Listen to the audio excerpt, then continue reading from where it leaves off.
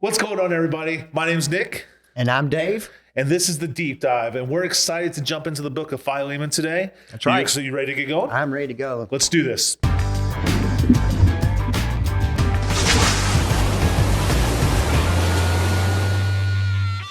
All right.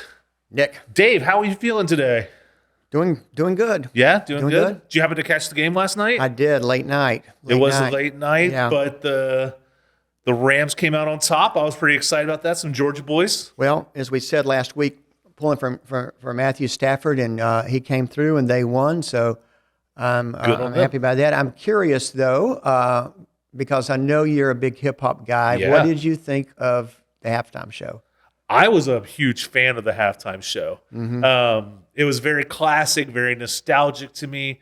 Hearing Eminem jump into the Lose Yourself, Dr. Dre, da-da-da-da-da, Snoop Dogg.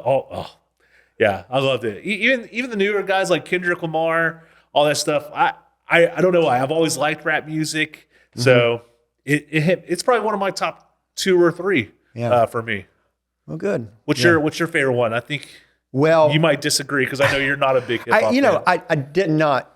I didn't hate it. Yeah. I thought it was fine. I thought stylistically the way that it was presented, the set and everything was done well. I knew some of the songs because they're real popular. Sure. It was fine. I'm a classic rock guy. Okay. So that's what I look for. To me, if you look back over the years, you might be even too young to remember, but Prince. Not too young. Okay, Prince was the GOAT. That was a good I think it was 2007, 13, 14 years ago. Yeah. That was a really good halftime show. No. But, it was good. Now, I'm really somebody else I would get really excited about doing a halftime show is the Foo Fighters. Oh, I yeah. think Foo Fighters We would can be agree on amazing. that. Yeah. We Get Dave yes. Grohl up there. Yeah. That would be a rock. That would be awesome. Yeah, that'd be be awesome. sick. Next year.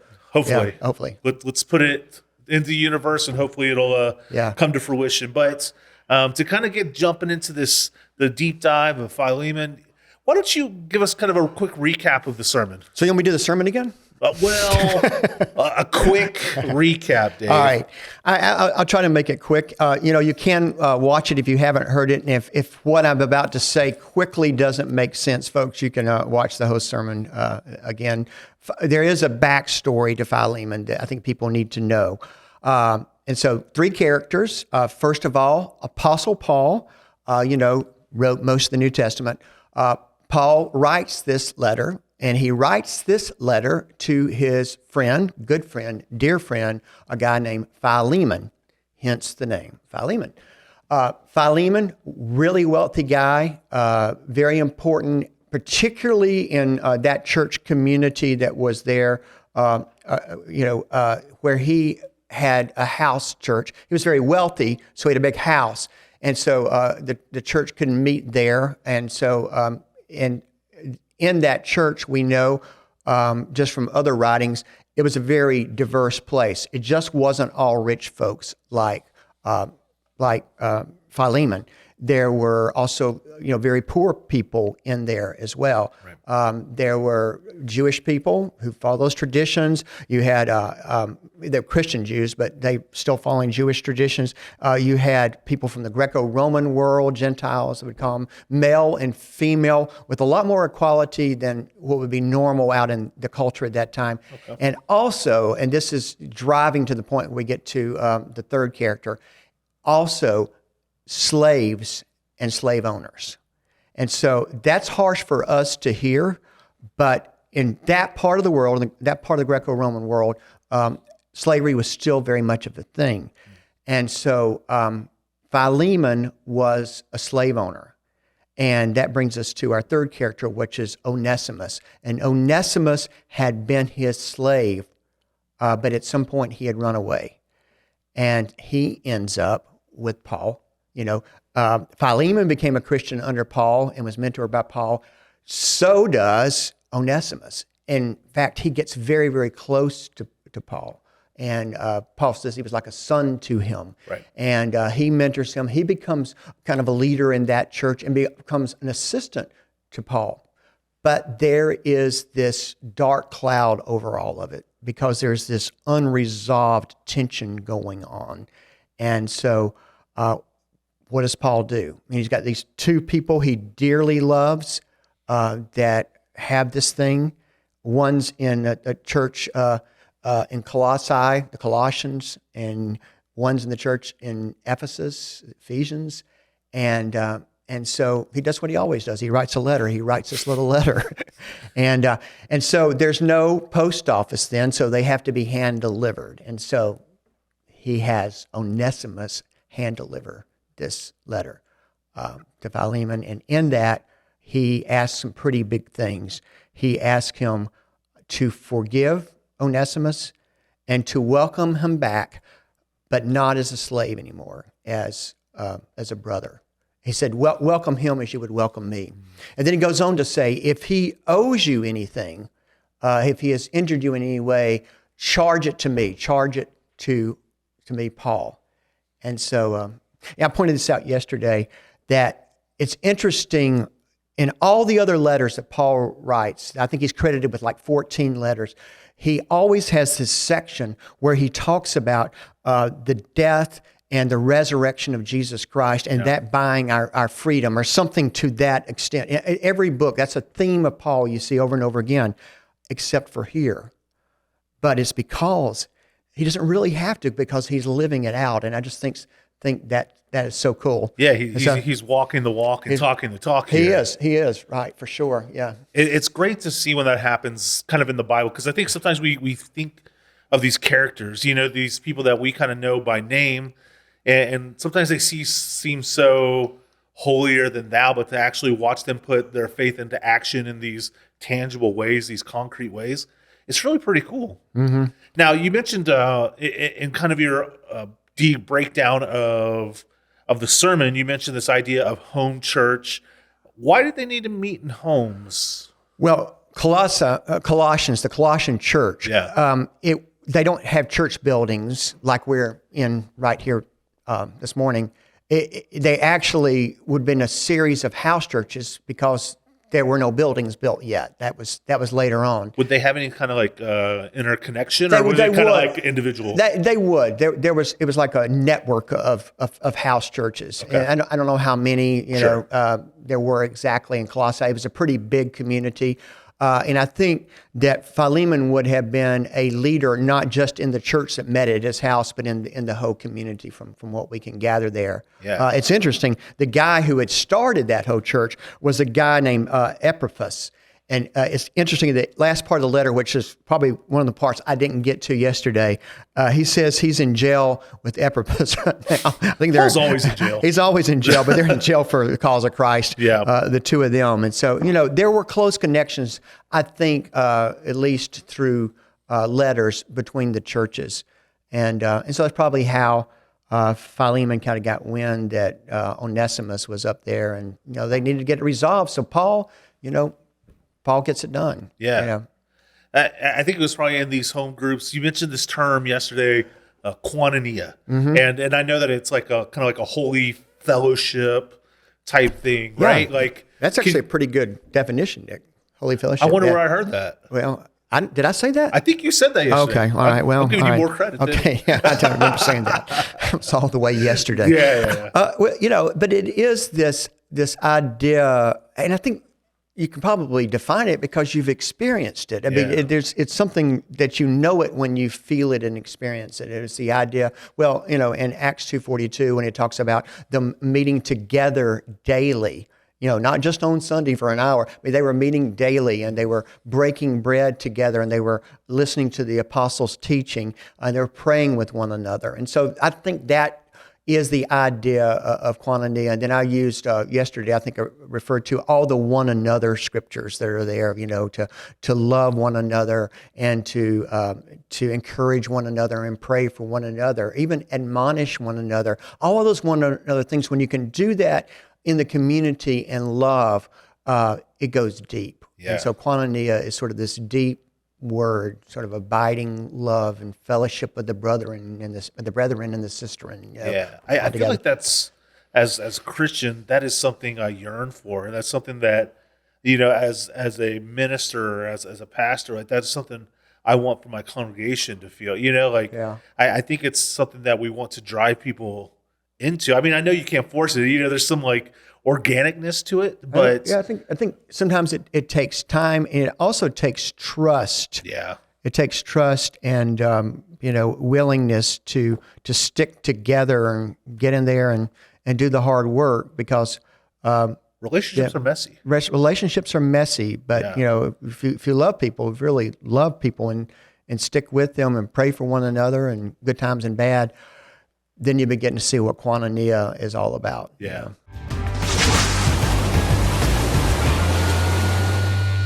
Talk to me about Paul a little bit. This story is a big story about Paul, and you said there's this underlying tension, and I believe that Paul is here trying to be a peacemaker.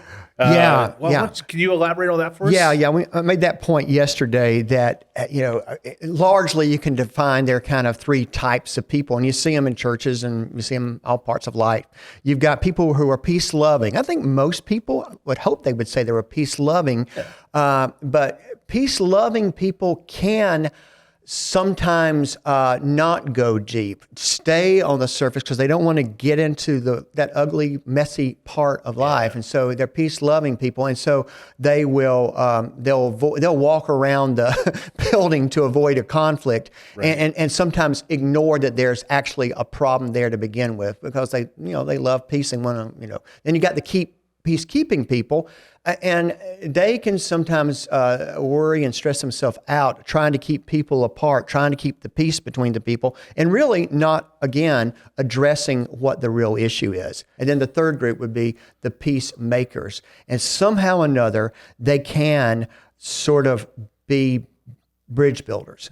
They can help people work it out. And this is what Paul did. He got these two people together, it's kind of the get them in the room together and get them to talking. Right. They can work it out, and he did some other things that have to do, I think, with justice.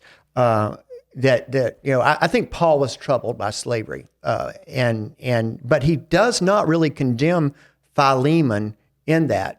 He pushes him in the right direction. It's very artful for Paul.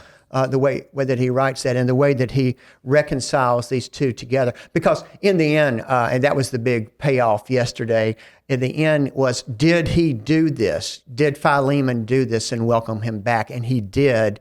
And we know this from history because Onesimus went on to be the bishop of Ephesus after Timothy. And, he ended up dying a martyr's death. And is a saint of the church, and churches that recognize saints. We don't really have official saints in our tribe, but we do recognize them as important people. And Onesimus was an important leader in the early church. So it's a cool story.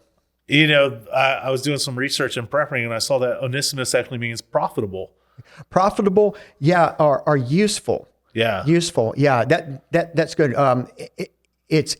And I don't really know what other translations do with this, but there's one part where Paul said, at once, he's talking about Onesimus, and he said, he is very useful to me. He's of no use to, he's been of no use to me. I should read it.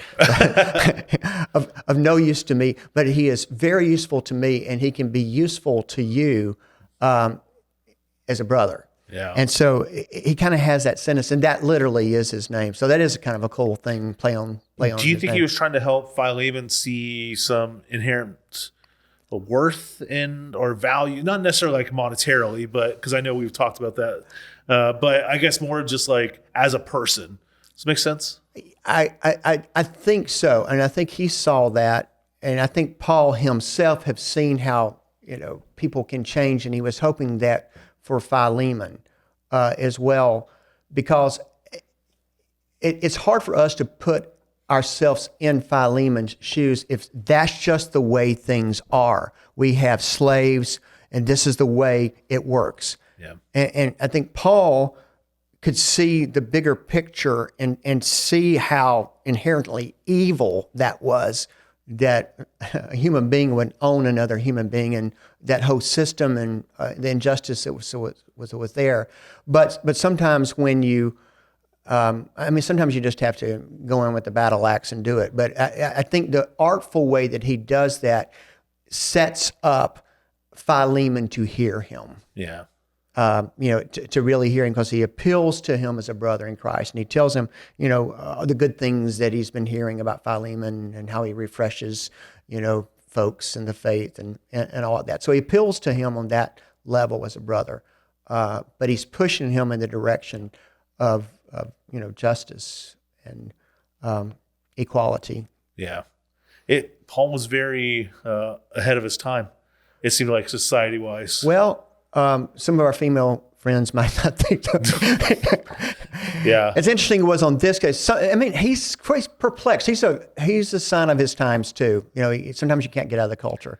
Yeah. So, some of the things he says about women are a little cringy, but he gets there. And Paul's a good guy, and very, very important figure. And the mentoring that he did to so many people.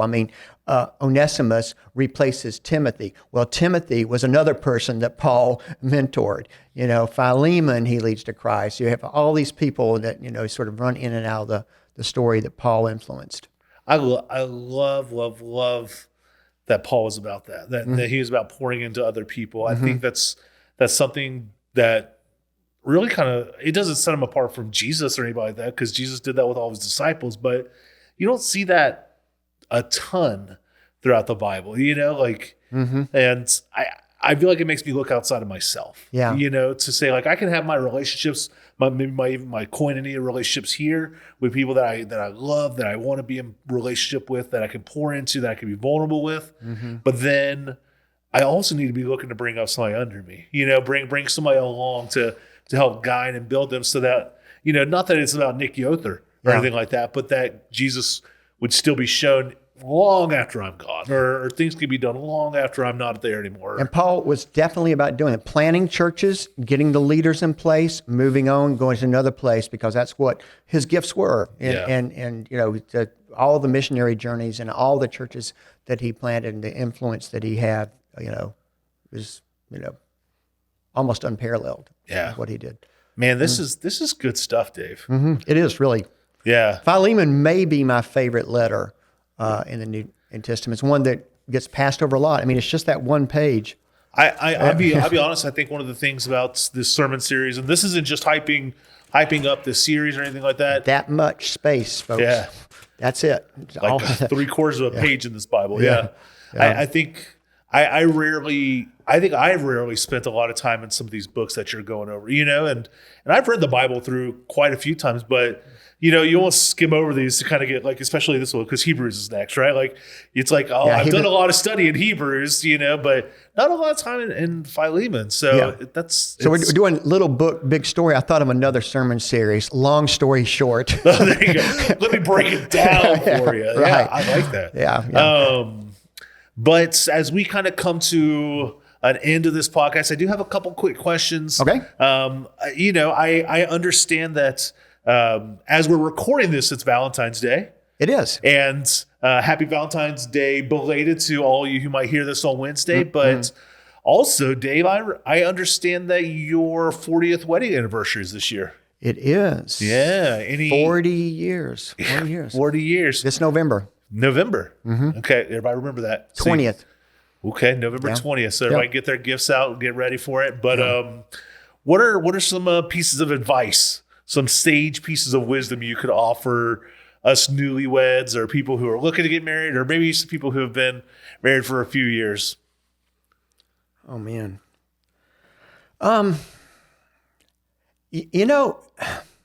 There's something about marriage that's similar to that koinonia that we were talking about. Yeah. For that true koinonia, it's hard work, and sometimes there's good times and there's bad times, and I've been thinking lately, just all of the life that Teresa and I have shared together, all of the very best parts of my life we've shared together. Not all, but most of the very, very difficult things I've been through in life, we've gone through together. There's been hard times. There's been times when we've gotten along better than others. But when you push there, you get to a deeper level that is, agape is another biblical word, unconditional love. But it is that experience of having shared your whole life with someone and have all of your memories invested in this one person. It's a pretty cool place to get, and I'm thankful for every year. There's been some good and bad, and you're getting better. It seems like. Yeah. Well, I know as it approaches or as it comes to Valentine's Day that Rachel was very specific on what she wanted on Valentine's Day. She said, "I want a Whitman's assorted box of candy, and I want some roses." What's your go-to? Well, definitely. Well, flowers or roses. Okay. We've done roses a lot. She actually told me recently, just get regular, some other kinds of flowers too, because we've had several holidays and ended up with a lot of roses. But and so that was kind of cool. But so definitely flowers. I wonder if I was supposed to get candy too. You're a little late on that one. I am, but yeah, no flowers. She's actually. I don't know if you get to Publix now, it might be half off. No. Let me tell you something. This is my advice. If you don't have it there when they wake up in the morning, if it's not already there, if you haven't given it the thought to have it there, it doesn't matter what you go out and get during the day. You've got to have it. You got to have it on the day. That morning. Like that morning. They need to wake up to is you what you're saying. You got to get it in advance. You got to get it in advance. I learned that the hard way. I went through a couple of times of not doing that, and now it's kind of fun to do. Yeah, it is. Yesterday, I taught a Bible study here at the church yesterday afternoon, and afterwards went by Publix, got the flowers, got the cards, got the other stuff. And so I get home with a dilemma, like they're both sitting there. So, I had to get some water and go out and put it in the garage and put the flowers in there so that when they went to bed before I did, because I was watching the Super Bowl, and they, have it there first thing in the morning. And, that's kind of a gift to me to see, the joy, because I've got my mother-in-law, Esther, some things too as well. So yeah. How about you? With what? Did you have your stuff there first thing? Had it there. Yeah, I went out and got it last night. Yeah. I got the girls 2 little vases with some flowers and my younger daughters, and then I got Rachel her Whitman's assorted candy and her big thing of roses. That's good. I actually got donuts too because my girls are big donut fans. Wow. So the girls were. They were thoroughly happy this morning. Awesome. So, well, that's good. And we'll go out tonight. But enough of that. Dave, I've had a lot of fun today. I hope you guys watching or listening or however you're taking in this have also learned something. Please always give us feedback if you have any. If you ever have any questions about the sermon or anything, please send those over to deepdive@hickoryflat.org. And we'll see you later. Well, thank you, Nick. I enjoy doing this. Yeah, it's a lot of fun. Yeah. And we're going to get better at this, folks, as we go along. So thanks for being patient and listening, and I hope this has been of help to you. So God bless. We'll see you next time. Take care.